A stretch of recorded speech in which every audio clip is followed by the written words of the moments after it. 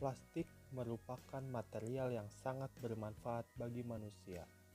Namun, plastik bisa menjadi masalah untuk lingkungan apabila setelah dipakai tidak didaur ulang. Karena itu, saya akan mengembangkan produk berbahan dasar limbah plastik.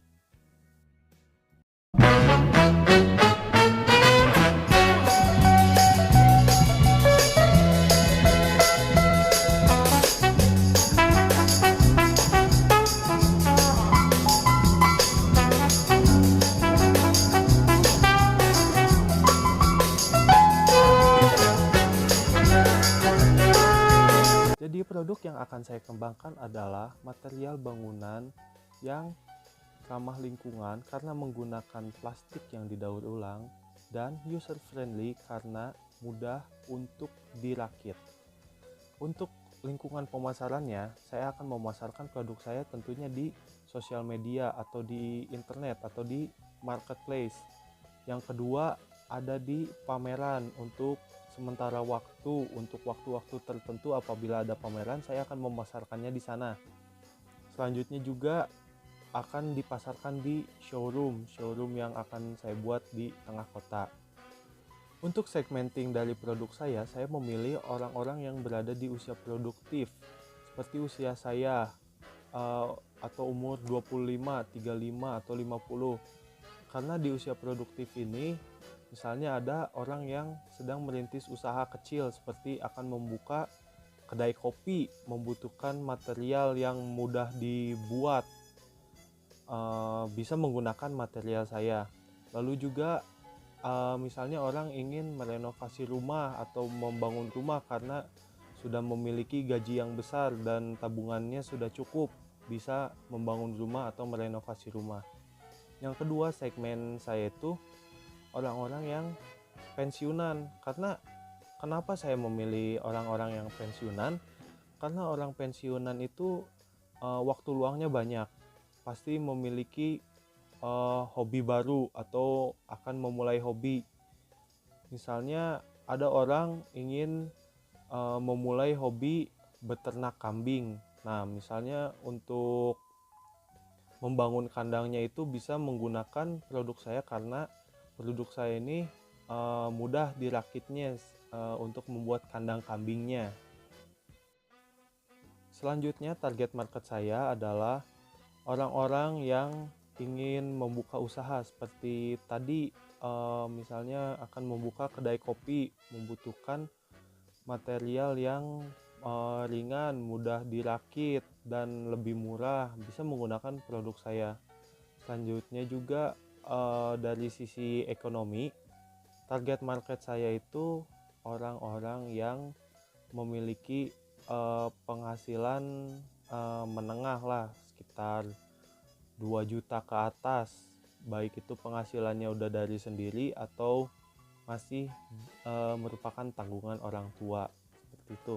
Selanjutnya untuk positioning, produk yang akan saya kembangkan akan diposisikan sebagai produk yang ramah lingkungan karena menggunakan plastik yang didaur ulang, dan produk yang user friendly karena pengaplikasiannya mudah dan ringan, jadi bisa dibawa kemanapun dengan mudah.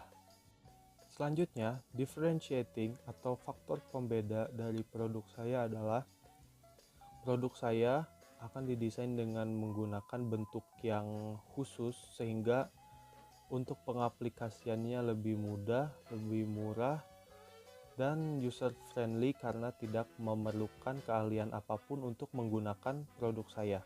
Sekarang kita bahas premise of 4P dari produk saya. Yang pertama, produknya jelas, bahan material bangunan yang tidak memerlukan semen dan user friendly karena siapapun bisa merakitnya walaupun tidak memiliki background di bidang konstruksi. Yang kedua, price saya targetkan agar bisa lebih murah daripada material yang konvensional karena bahan dasarnya pun merupakan limbah plastik.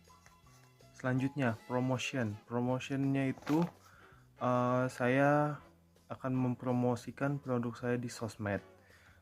Jadi begini cara promosinya itu, saya akan menampilkan video-video bagaimana keunggulan produk saya dan apa saja yang membuat produk saya satisfying di masyarakat.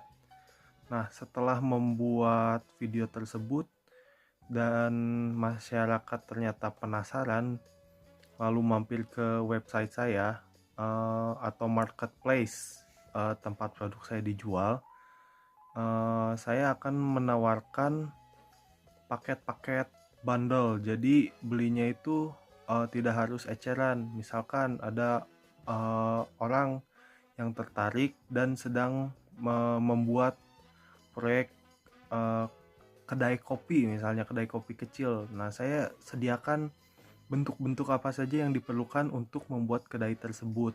Jadi tidak harus membeli eceran satu-satu seperti di toko-toko bangunan. Selanjutnya place saya bagi dua. Yang pertama tempat untuk manufaktur. Manufaktur itu tidak bisa di tengah kota karena pasti akan menimbulkan protes dari masyarakat sekitar. Selain karena mesin-mesinnya yang besar juga, protes tuh ditimbulkan karena bahan baku saya merupakan limbah plastik yang mungkin membuat orang tidak nyaman. Jadi manufaktur saya akan fokuskan di pinggiran kota, seperti mungkin di daerah Parongpong mungkin, atau mungkin ke arah Sumedang di kabupaten.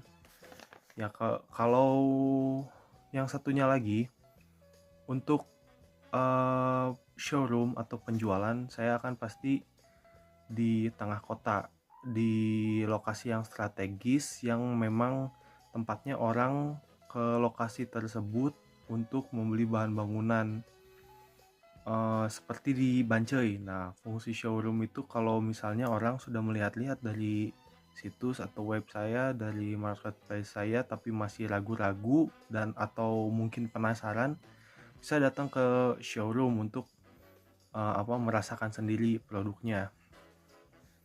Seperti itu. Jadi sekian dari saya. Mohon maaf apabila ada kesalahan. Doakan semoga produk ini bisa terwujud. Terima kasih.